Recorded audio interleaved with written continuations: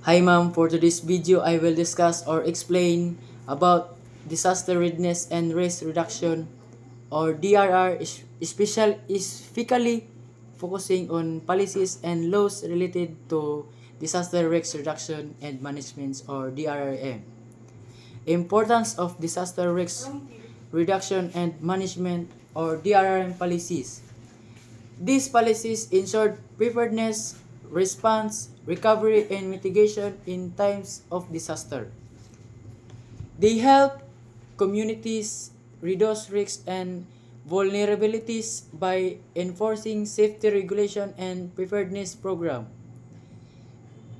Example of DRM laws include the Philippines Disaster Risk Reduction and Management of Act of 10 Act of 2010 RA 101 and international frameworks like the Sendai frameworks for disaster risk reduction.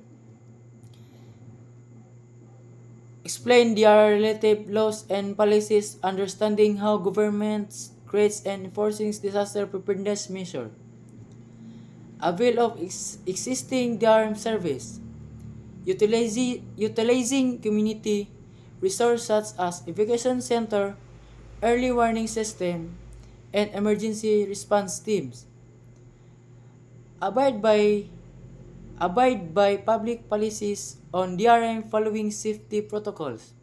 Participating in drills and promoting disaster awareness. The lesson emphasizes how DRR programs and projects are implemented at different levels.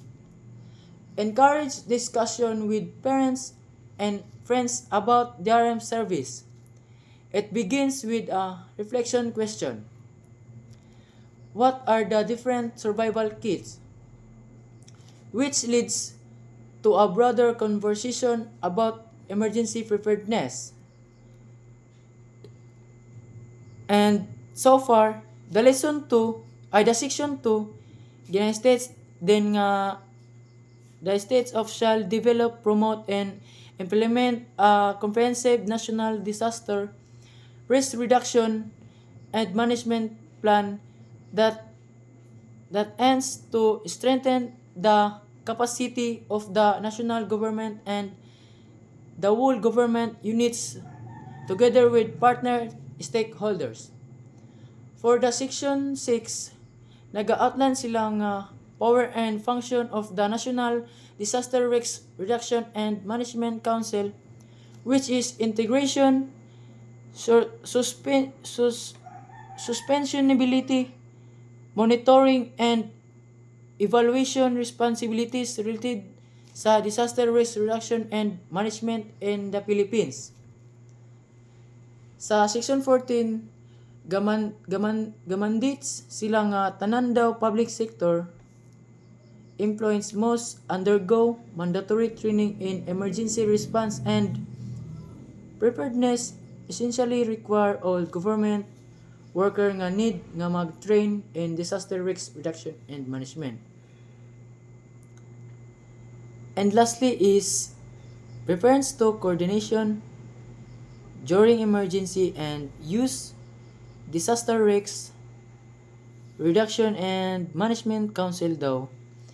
Ilang task is mag-take og lead and preparing for responding to and recovering from the effects any disaster, and also akong explain ang Section 10